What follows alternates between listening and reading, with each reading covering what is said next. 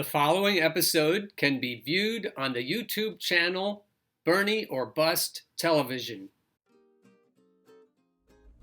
Good morning, USA, and welcome to another episode of the Bernie or Bust Show. Here's a tweet from Ben Spielberg. Why corporate Democrats desperately want you to pack it in tonight. 53% of delegates will be awarded after Joe Biden has to go head-to-head with Bernie Sanders on a debate stage 5 days from now. Not me, us. If I were you, I'd follow at Ben Spielberg and tweet the fuck out of that one. So we're not halfway there yet with regard to the primary race. Biden has 836 delegates, Bernie has 686 delegates. So it's still a close race.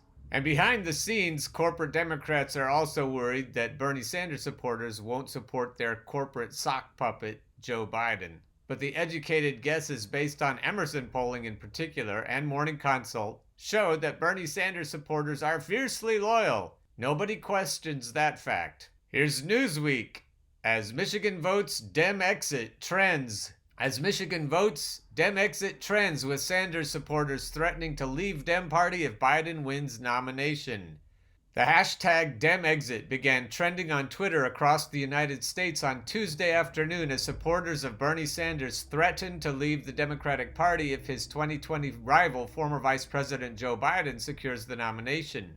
It comes as voters in so-called Super Tuesday 2 states, Michigan, Idaho, Mississippi, Missouri, North Dakota, and Washington state, headed to the polls. After Biden dealt a humbling blow to Sanders' campaign in the Super Tuesday voting contests last week, the Vermont senator will need a good showing tonight to regain momentum for his campaign.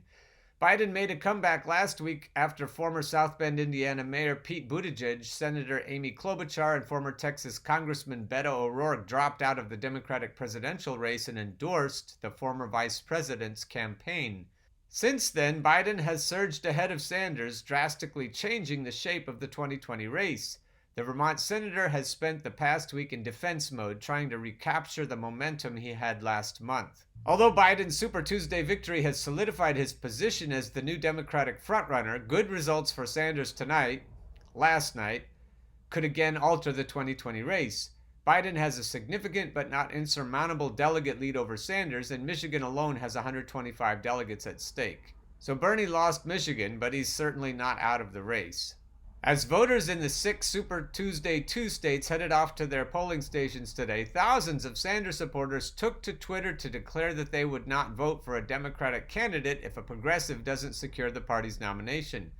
Other users criticized the DemExit movement, saying they would vote for any Democrat to defeat Trump.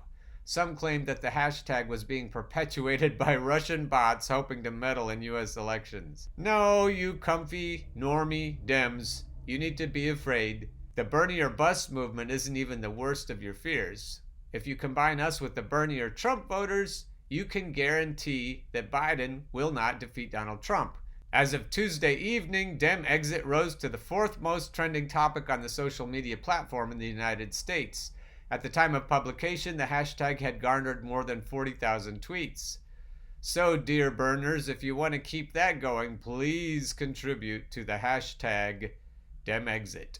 So if you need a justification for your decision to Dem exit, let's see what Lee Camp has to say about election fraud. Exit poll shit is happening all over again, where you can see that the exit polls and the machine results are varying, meaning it is showing us fraud. It is showing us fraud in these primaries in one form or another. On Redacted tonight, I already went through how the number of provisional ballots, the number of polling places closed in these various states, Texas and California specifically. In those 2 states, it showed immense suppression and various manipulation of the election in order to stop Bernie Sanders from winning those elections. Now we're seeing the difference between the exit polls and the machine results. So what I'm about to go through is... So after this, he goes through the research, and I'll link to the research he's quoting in the information section below. Suffice it to say that this is all fucked up, and DemExit is a legitimate response. Going forward, Elizabeth Warren is going to be working her way into the good graces of whoever comes out on top. You can bet on it. So this is why we should remember everything that has happened since 2015 regarding Elizabeth Warren. Now I believe in Medicare for all and that healthcare is a right, not a privilege. You know that I would fight hard to end the endemic corruption which has rigged the playing field against middle-class Americans. I know that we have to do more than just defeat Donald Trump. In fact, we need big structural change. And I have seen that centrism is a losing electoral strategy. But somebody tweeted some snake emojis at me, and so as I decide between Bernie and Biden, this is something I must really consider. Sure, my life's work has been devoted to making life easier for the middle class, and I came into politics fighting against Biden, the senator from MBNA, for his coziness with credit card companies. But I now believe the main threat to our well-being is whether people on Twitter were personally mean to me.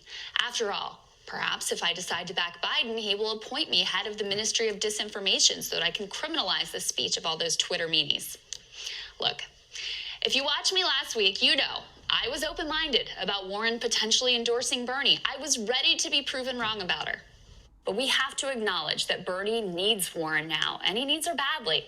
And we also have to acknowledge that if Warren comes in to endorse Bernie when his campaign is battered and bruised, it says something real about her true character, her values, whether or not she really is just a player in the game or still has that populist core in there somewhere buried under a stressful campaign and a whole lot of bad advice. But here we sit. After having watched every single last corporatist line up behind Joe, after seeing that his potential cabinet looks like this, Bank of America, Bloomberg, Bain Capital, Morgan Stanley, whether it's Trump or Biden in the White House, Wall Street will once again be running the show. If you don't know where you stand in that choice, I don't know what to tell you. Now, I should say that the Biden team denies that the list is accurate, but judging by Biden's promise that nothing is going to fundamentally change and his career-long commitment to protecting the interest of Wall Street, well, it seems pretty accurate to me. Warren has been outspoken about her supposed objection to exactly these types of staffing choices. In a speech to the Center for American Progress in 2016, she decried this kind of Wall Street stacking in a potential Clinton administration, saying, "Personnel is policy. When we talk about personnel, we don't mean advisors who just pay lip service to Hillary's bold agenda, coupled with a sigh, a knowing glance, and a twiddling of thumbs until it's time for the next swing through the revolving door, serving government, then going back to the very same industries they regulate. We don't mean Citigroup or Morgan Stanley or BlackRock getting to choose who runs the economy in this country so they can capture our government. No. But in fact, that's exactly what you will get with the Joe Biden administration, as Sagar covered in his radar today. Just think about, though, if the shoe were on the other foot, if Warren had been the one who romped in the early states and Bernie had been the one to drop out, would he have even one moment of hesitation before endorsing Warren? Would he consider even the teeniest, tiniest bit how her supporters had hurt his feelings, or how such an endorsement would help or hurt him personally? Because when it comes down to it, I don't actually believe for 1 second that Warren's decision really has to do with mean Bernie bros and Twitter hostilities. Just as in 2016, it has everything to do with her own calculation of what will best serve her interests. And look, that's how most of these politicians make their calls, not based on ideals or values or policy, but on their own personal best interest. So it's no surprise when Kamala and Corey, after upbraiding Biden on his legacy of racist criminal justice policy and enthusiasm for segregationists, had no problem falling in line behind him. It's why Pete and Amy dropped so quickly when Obama and the donor class told him it was time to get out and grab whatever spoils they could from the Biden camp. You don't expect anything from different from these people. They are cynical political actors who will always go to the highest bidder and change their values like they change their underwear. But Warren has held herself out as something different. She's claimed to be an idealist whose first and only commitment is to the fight. And indeed, we did see some of that in her early days in the Senate. Think about this. Warren was one of a very few Democrats who were willing to call the Obama administration out for their Wall Street and corporate-friendly appointments. And yet here she sits, quietly watching and doing nothing as Biden prepares for the next Wall Street administration. Why? Well, there was another name floated on that potential administration list: Treasury Secretary Elizabeth Warren. Yeah.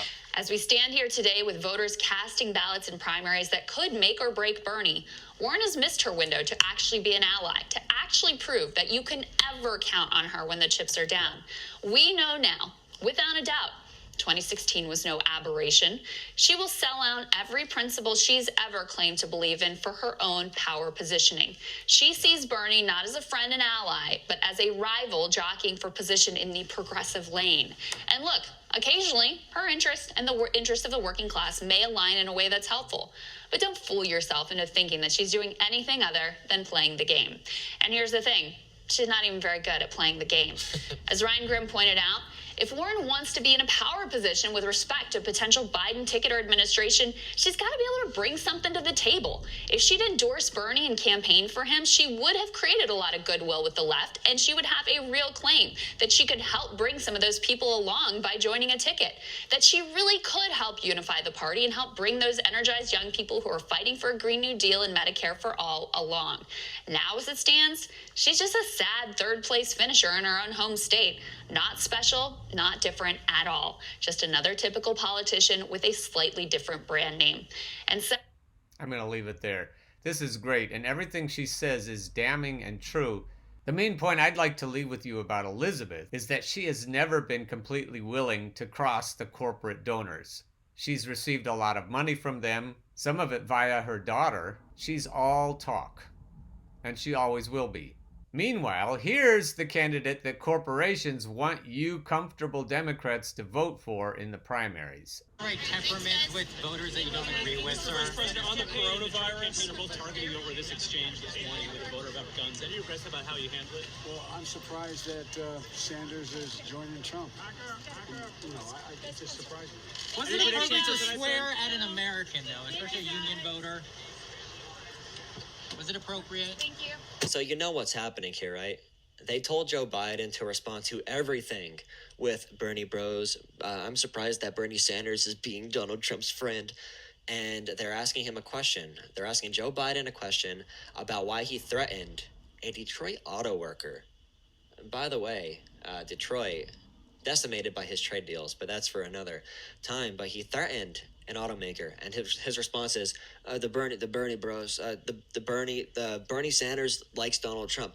You could see in his eyes he is not there.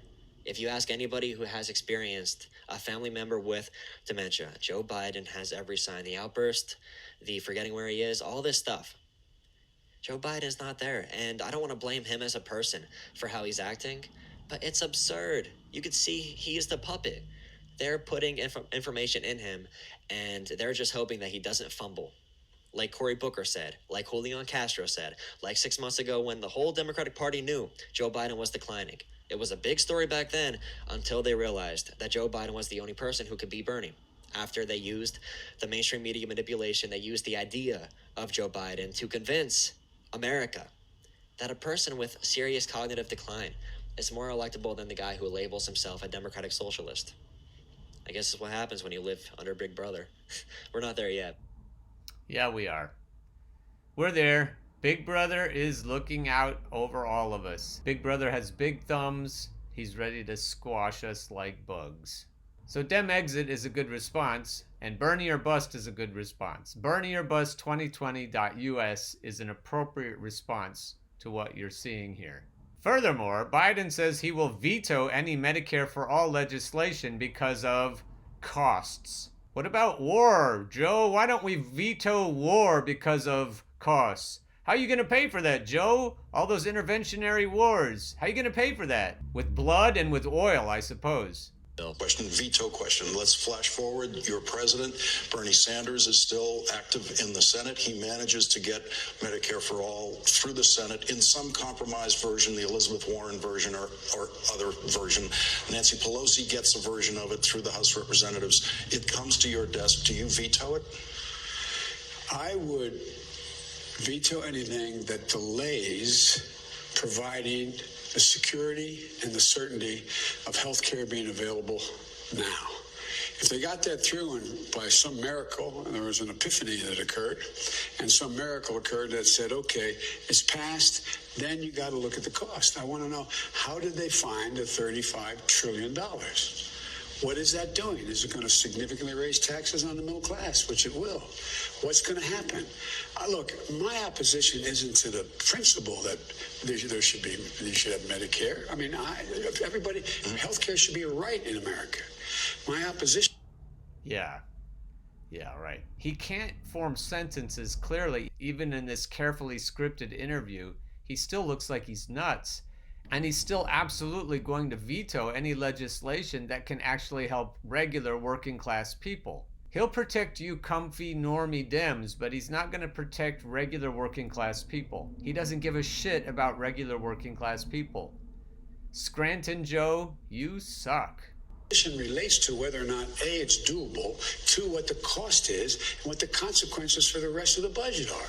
How are you going to find $35 trillion over the next 10 years without having profound impacts on everything from taxes for middle class and working class people, as well as the impact on the rest of the budget?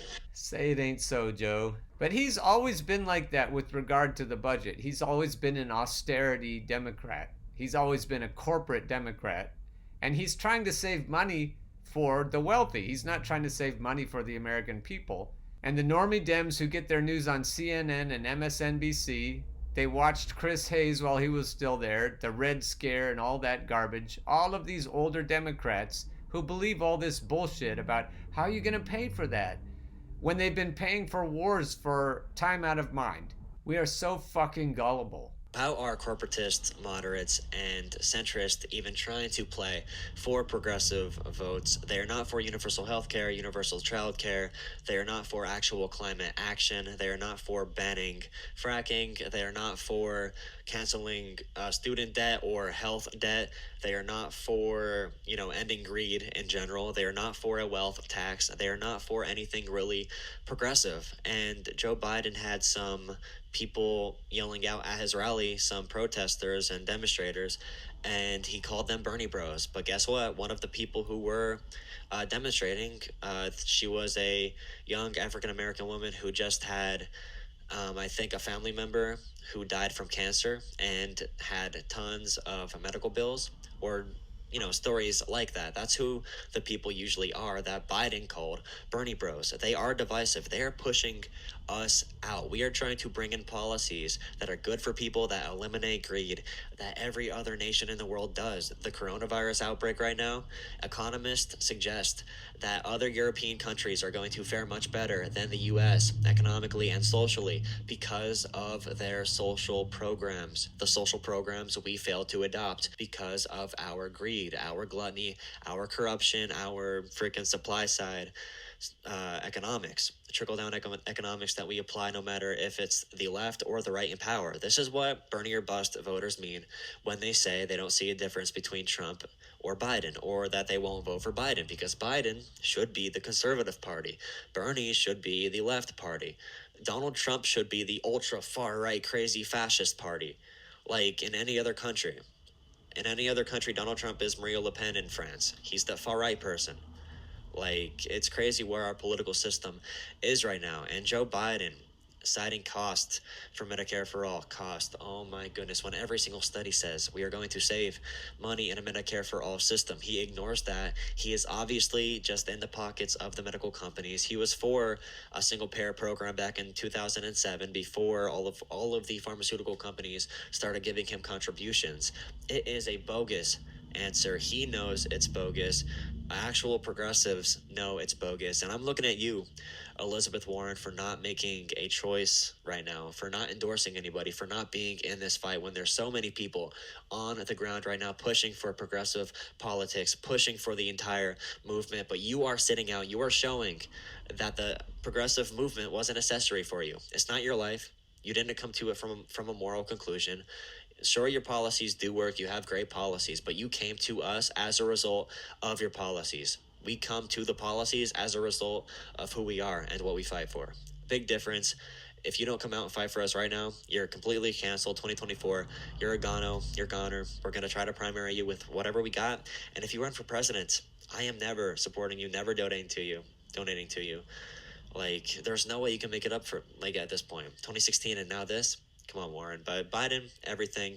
Yep, throw the progressives out the window. Let's see how you could win an election without us. And that's what it comes down to. He did mention Bernie or bust in there. That was impressive. He said Bernie or bust is never going to vote for anybody like Joe Biden, and we're never going to vote for anyone like Elizabeth Warren. Never. Period. Warren is dead to the true left. But today, forget the weird stuff that Biden says that doesn't make any sense. We hold these truths to be self-evident. All men and women created by you know the thing. Forget all of that, though, and focus on his falsehoods. The fact that he just makes stuff up, that he does seem to be a fabulist. Here are just 5 examples. Number 1, his arrest in apartheid South Africa. The former vice president... So we've covered all this, and you should go through all these. You should acknowledge that these fabrications are damaging. They're not just somebody elaborating a story. Bernie says that Trump is a pathological liar, but I don't think Trump has anything on Elizabeth or Joe. So let's continue to fight the good fight. It isn't over yet. Biden isn't that far ahead of Sanders. We're not even halfway there yet. 53% of delegates will be awarded after the debate, so-called debate. When the debate happens, watch carefully and you'll see that the debate format has been carefully manipulated to favor Joe Biden, but his decline has gone to the point where you'll be able to see him stumbling and fumbling regardless. In the meantime, go on Twitter, especially, go on Facebook, make sure the hashtag DemExit and Bernie or Bust or Bernie or Bust 2020, make sure those are trending. Keep the fear going with the comfortable normie Democrats, and definitely keep the fear going with the establishment. Let them wonder if the Bernie supporters are truly as sticky as we say we are. And if they do take it away from Bernie after the July convention, when push comes to shove, I think they'll see there's a lot more push than they realize. Get on board the Bernie or Bust train. Come get on board the Bernie or Bust train. Once you hear that clickety-clack, there ain't no time for turning back. Oh, get on board the Bernie or Bust train.